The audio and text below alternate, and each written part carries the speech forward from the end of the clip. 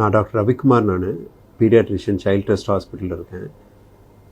நிறைய பேர் வருவாங்க, குழந்தைங்க சாப்பிட மாட்டேங்கிறாங்க அப்படின்றது வந்து ஆல்மோஸ்ட் எல்லா பெற்றோருடைய கன்சர்னுமாக இருக்கும்.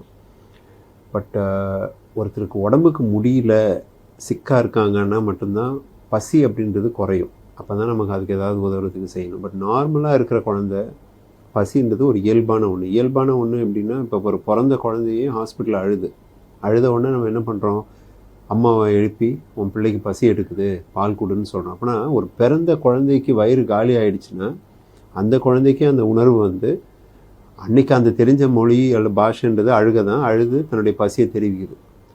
அப்போ பசின்றது ஒரு இயற்கையான ஒன்று.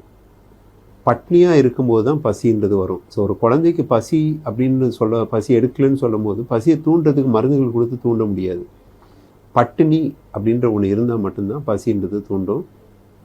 ஸோ குழந்தைங்க காலையிலேருந்து சாப்பிடாமலே சுற்றிக்கிட்டே இருக்காங்க அப்படின்னா முதல்ல சாப்பிட்லன்னா நம்மளால் சுற்ற முடியாது. ஏன்னா நமக்கு எனர்ஜி இருக்காது. வண்டியில் பெட்ரோல் போட்டால் தான் வண்டி ஓடும்.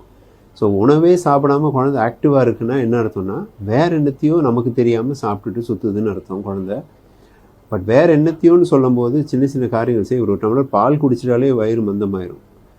இப்போ அதில் கலந்து ஏதாவது ஒரு பவுடரை கலந்து கொடுக்குறோம், ஒரு 2 பிஸ்கெட்டு, ஒரு சிப்ஸு, இல்லை நம்மளே என்ன பண்ணுவோம், ஃபோர்ஸ் பண்ணி ஒரு சத்து மாவு கஞ்சி கூடுன்னு கொடுத்துட்டோம்னாலே வயிறு மந்தமாயிரும்.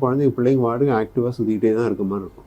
ஸோ உணவுன்றது வெஜிடபிள்ஸ், ஃப்ரூட்ஸு, நான்வெஜ்ஜு இதெல்லாம் முக்கியமான உணவுகள். சும்மா நம்ம சோறு கொடுத்தேன், கஞ்சி கொடுத்தேன், கூழ் கொடுத்தேன்னு சொல்லும் போது கார்போஹைட்ரேட்ஸ் மட்டும்தான் குழந்தைக்கு போகிற மாதிரி இருக்கும். ஸோ நம்ம சைட் டிஷ்னு எதெல்லாம் நினைக்கணுமோ அதெல்லாம் ரொம்ப முக்கியமான உணவுகள். சாப்பிட்ற வரை வெயிட் பண்ணணும், அதுதான் முக்கியமான ஒன்று. அது எப்போ வருதோ குழந்தைங்களுக்கு கொடுக்கலாம். சில குழந்தைங்க பொறுமையாக இருக்க, ஒரு 5-6 வாய் சாப்பிட்டோன்னே ஓடிடுவாங்க. அதுக்கப்புறம் ஏமாற்றி கொடுத்தீங்கன்னா உணவு மேலே வெறுப்பு தான் வரும். ஸோ ஃபோர்ஸ் பண்ணக்கூடாது. அது இப்போது 5 மவுத்ஸில் ஓடிடுச்சுன்னா 3-4 ஹவர்ஸ் கழித்து மறுபடியும் வரும்போது கொடுத்துக்கலாம். ஸோ பசின்றது இயற்கையான ஒன்று. நம்ம வெயிட் பண்ணாலே பசி எடுத்து வருவாங்க. வரும்போது டப்பா உருட்டும் போது எதுவுமே உள்ளே இல்லாமல் பார்த்துக்கணும். நொறுக்குகள்ன்றது இருக்கக்கூடாது. தேங்க்யூ.